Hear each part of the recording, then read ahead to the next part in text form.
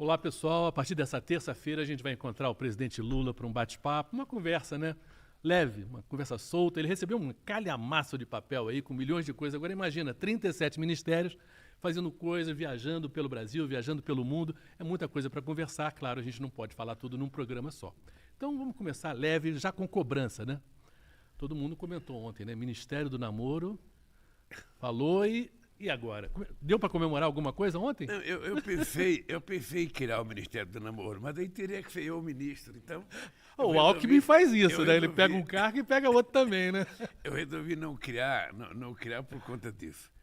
Mas ontem foi um dia importante, eu acho que para quem namora, para quem é casado, eu espero que todo mundo tenha curtido o dia de ontem da melhor forma possível.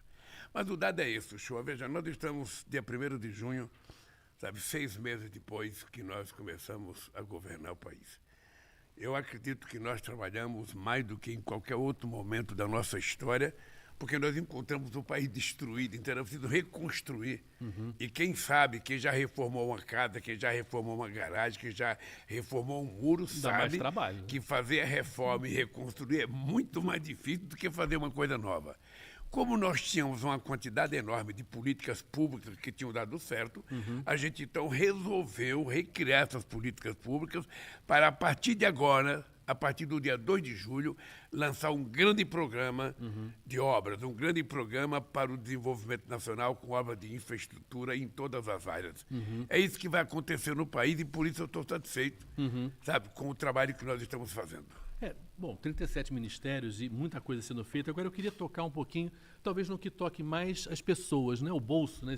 Esse órgão sensível que todos nós temos, são várias pequenas coisas que ao longo desses meses a gente foi notando, né? O salário mínimo, eu até anotei aqui, porque é muita coisa, gente.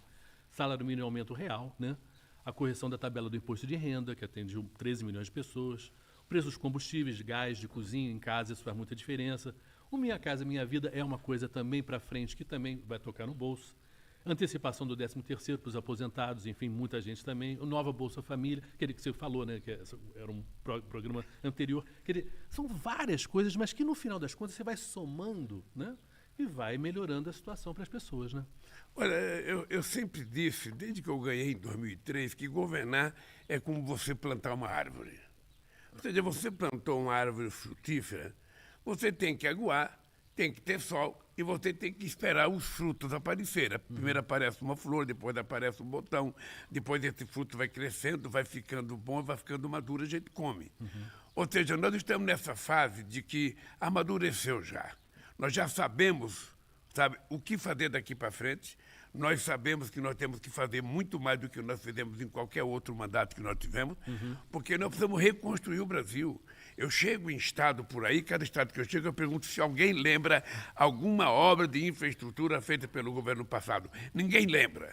Ninguém lembra. Ninguém. Em nenhum estado que eu vou, ninguém lembra de obra. Então, nós temos que reconstruir. Só para você ter ideia, o show, nós encontramos 14 mil obras paradas. 14 mil. Só na área da educação são 4 mil obras paradas.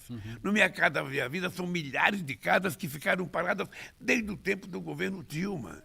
Então, tudo isso é um processo de estudar para saber se a estrutura está boa, para a gente reconstruir essas casas, para a gente refazer a escola de tempo integral, para a gente refazer as creches. É quase 3 mil creches que estavam paralisadas. Então, esse trabalho é extraordinário porque o Ministério é muito bom, as pessoas são muito capazes, as pessoas estão com muita vontade, mas muita vontade mesmo. E eu só acho que o povo brasileiro tem que ter um pouquinho de paciência, porque não vai ter fake news no nosso governo. Quando a gente resolveu aumentar o salário mínimo, a gente disse, ele vai aumentar um pouquinho agora, mas daqui para frente, todo ano o salário mínimo vai ter aumento real. Quando a gente resolveu aumentar a tabela do imposto de renda para R$ 2.640, é porque a gente quer chegar a 5 mil no final do meu mandato, sem pagar imposto de renda. E assim nós vamos criando as políticas e vamos implementando elas. Eu, sinceramente, estou extremamente satisfeito. Eu tenho combinado viagens aqui dentro com viagens para o exterior, porque é preciso recuperar a capacidade do mercado interno brasileiro e o Brasil estava lijado de política internacional. Então, Ochoa, eu espero que acompanhe isso, nós vamos trabalhar muito. Vamos trabalhar muito porque o povo brasileiro está com muita expectativa. Ele quer emprego, ele quer salário, ele quer educação de qualidade, ele quer ter área de lazer, quer ter acesso à cultura, e tudo isso está dentro do nosso planejamento para recuperar o país até 2006, entregar esse país melhor do que eu já entreguei em 2010. De certa maneira, tudo isso que você está falando, né? Está um pouco encapsulado ali, englobado nessa viagem para Pernambuco, né? Essa viagem para Pernambuco você fez uma visita a uma fábrica incrível, né? Uma fábrica num lugar que era a Zona da Mata, que era um trabalho brutal, que é cortar cana, né? Aquele era um lugar de corte de cana. Aquele corte de cana, eu acho que talvez um dos trabalhos mais difíceis que tem para o ser humano, né? E era 6 meses de trabalho, 6 meses sem trabalho, né? Por causa da safra. E depois teve a farmácia popular, e depois teve a questão do Instituto Federal, quer dizer, educação, saúde, que são os pilares, as coisas mais básicas, né? E emprego, né? Essa questão, eu acho que foi muito emocionante ver numa fábrica a quantidade de pessoas ali, carteira assinada, uniforme, trabalho de qualidade. Eu acho que essa coisa da volta das indústrias também é uma preocupação muito grande sua, né? Olha, eu não sei se você percebeu que nós fizemos uma redução no preço dos carros populares. Sim. Porque, veja, você tem indústria automobilística produzindo carro, o povo não tem dinheiro, não pode comprar, o povo está endividado. E uma coisa importante, show, é que nós estamos preocupados em encontrar uma saída para 72 milhões de brasileiros e brasileiras que devem. Devem qualquer coisa e estão com o nome sujo no Serasa. Ou devem porque usaram o cartão de crédito para comprar comida, ou devem porque usaram o cartão de crédito para enfrentar a pandemia. E nós queremos ajudar essa gente. Por isso é que nós estamos criando um programa chamado Desenrola, que nós queremos desenrolar, porque ele não for desenrolado, que vai ficar enrolado somos nós, porque nós prometemos durante a campanha e nós vamos garantir isso para o povo, encontrar um jeito de livrar o nome da pessoa para ela poder voltar à normalidade do consumo. Tá? Então, veja, nós reduzimos um pouco o preço do carro. Você viu, eu estava vendo a notícia hoje que sabe, já né? vai durar um mês, vai acabar o programa. Nós queremos fazer programa Mais Alimento para produzir trator e implementos agrícolas para pequeno e médio produtor rural brasileiro.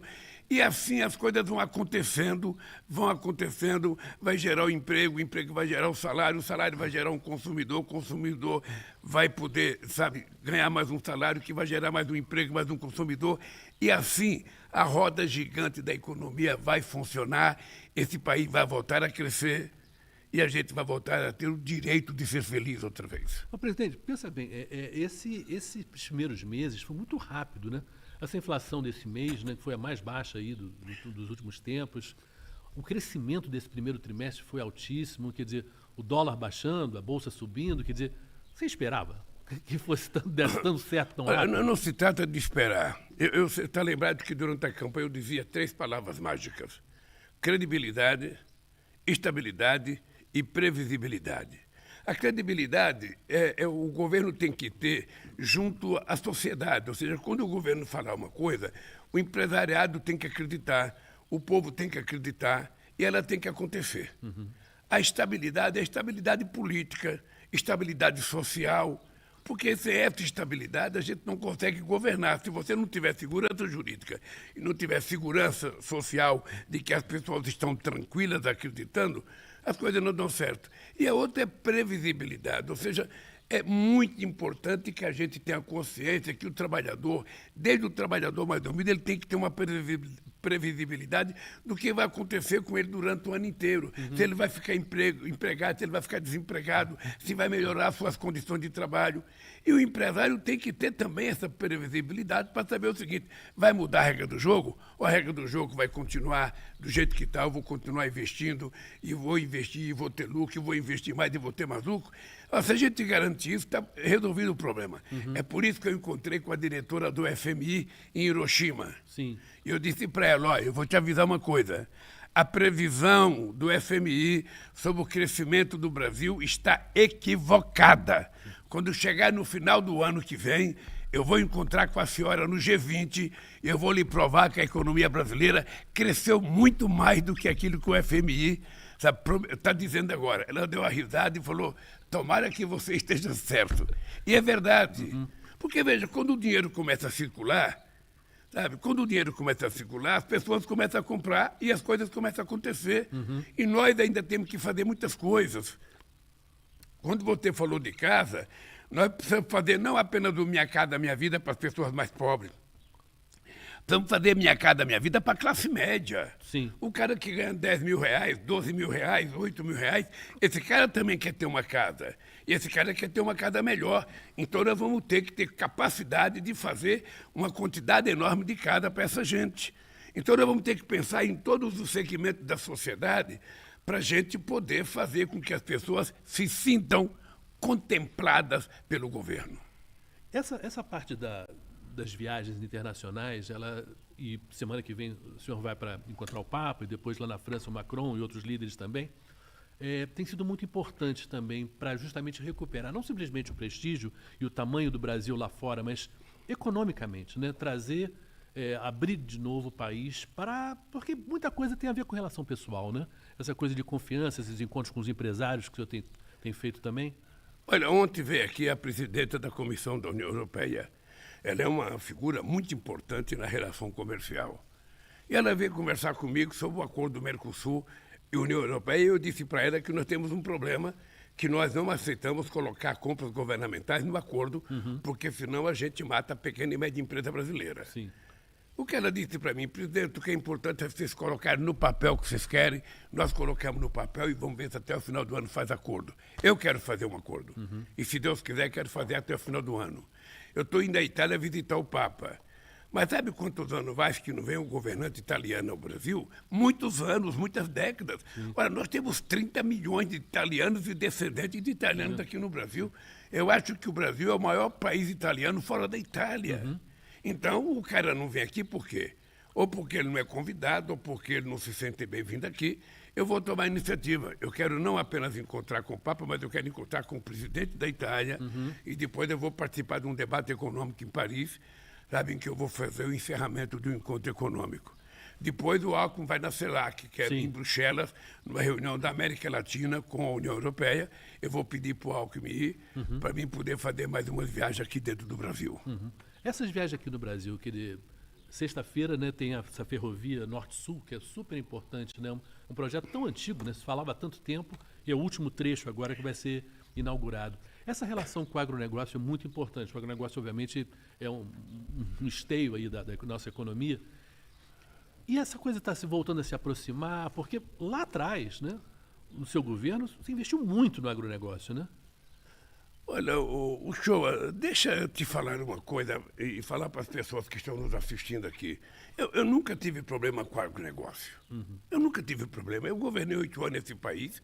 Eles sabem tudo que nós fizemos por eles. Eles sabem que nós temos muita responsabilidade com o salto de qualidade que deu a agricultura brasileira por causa do financiamento que nós fazíamos, financiamento de máquina. No nosso tempo, uma dessas máquinas coletadeiras grandes, que parece um robô, essa máquina era financiada com 2% de juros ao ano. Hoje eles estão pagando 14% ou 18% de juros ao ano. Então eles sabem que do ponto de vista econômico, eles não têm problema conosco, do ponto de vista de financiamento. O problema pode ser ideológico. Se é ideológico, paciência. Paciência, a gente vai estar em campos opostos.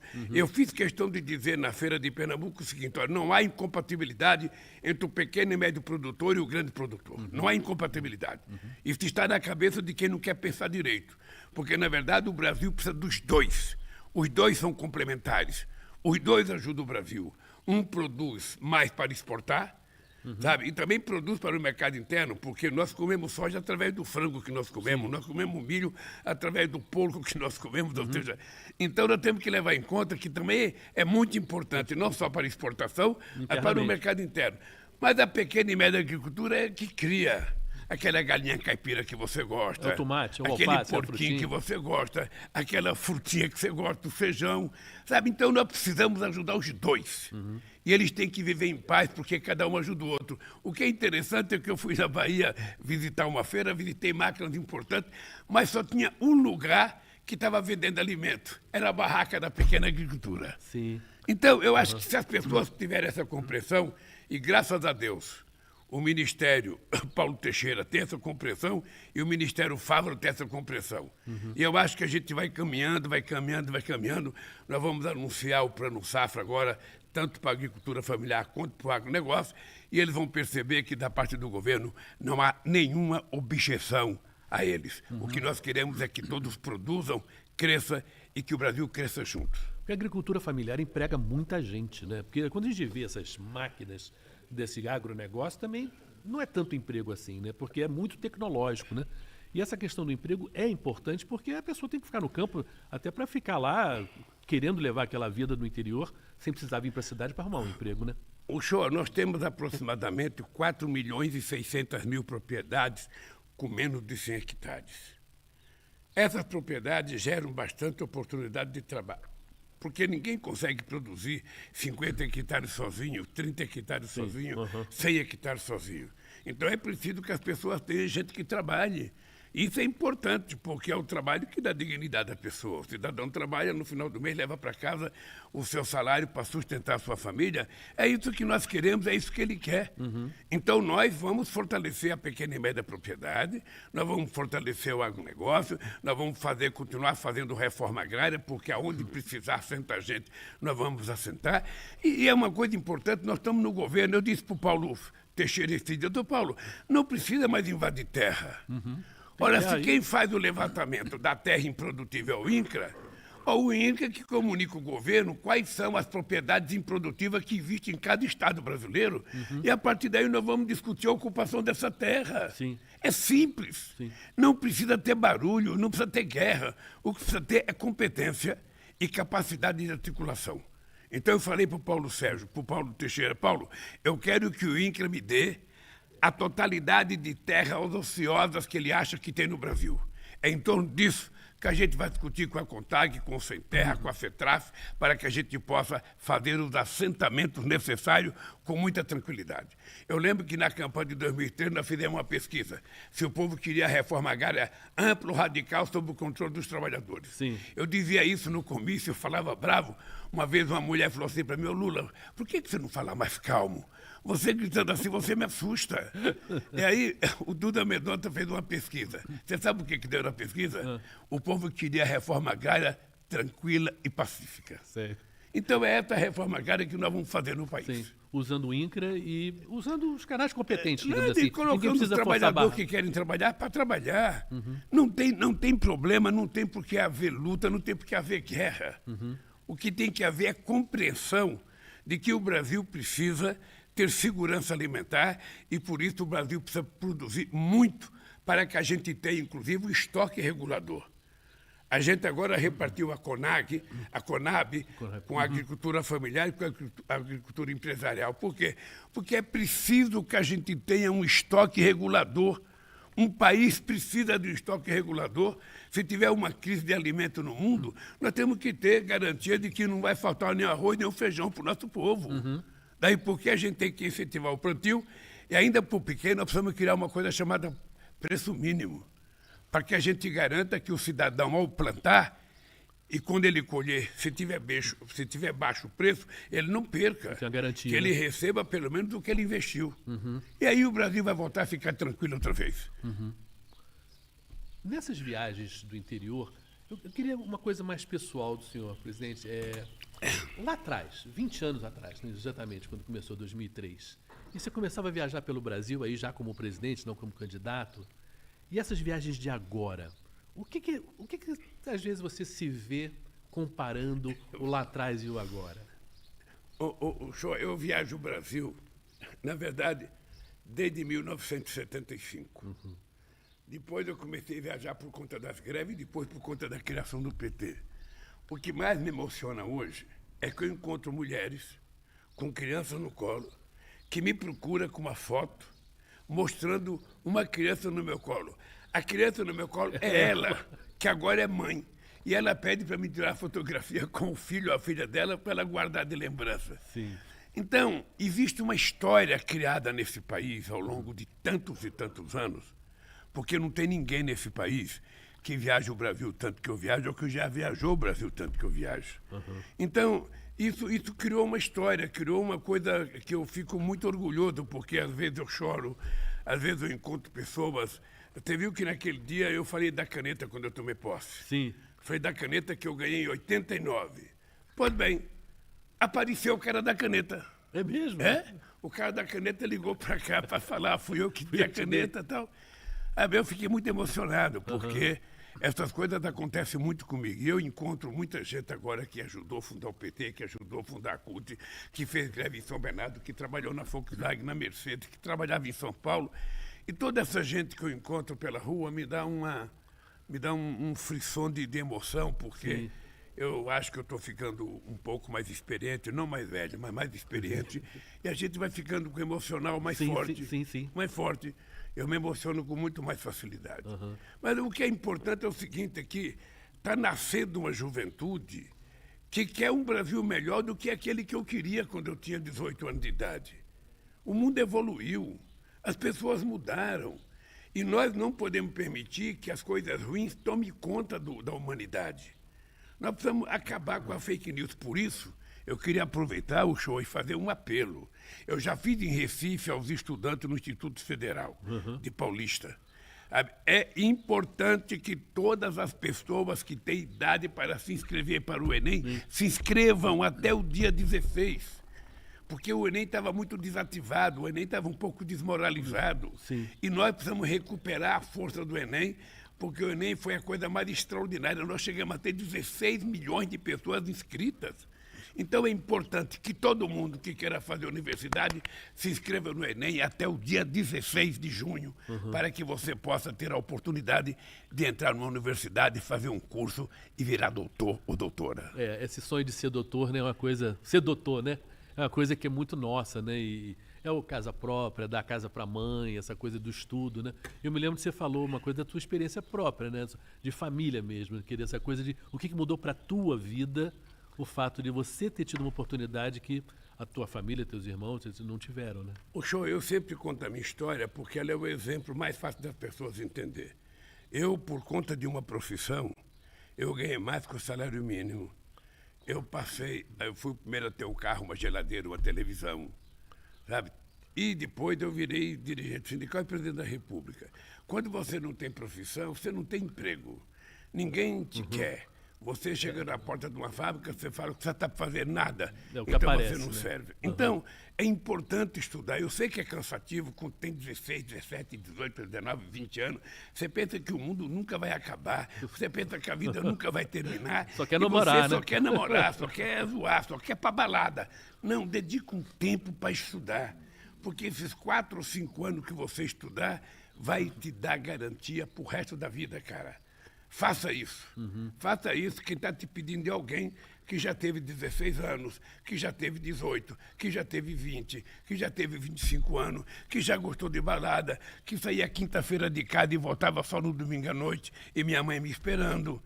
Então, não jogue fora esse tempo precioso da sua juventude. Namore o quanto você quiser, vá para a balada que você quiser, mas dedique um tempo para você estudar, porque é isso que vai garantir o teu futuro e da tua família. Quando você vê esses jovens, né, no Instituto lá Federal de Paulista, era uma garotada que estava ali à frente, né, à tua frente, e possivelmente eram os filhos daqueles que você viu 20 anos atrás, né? Você vê já uma cara de esperança?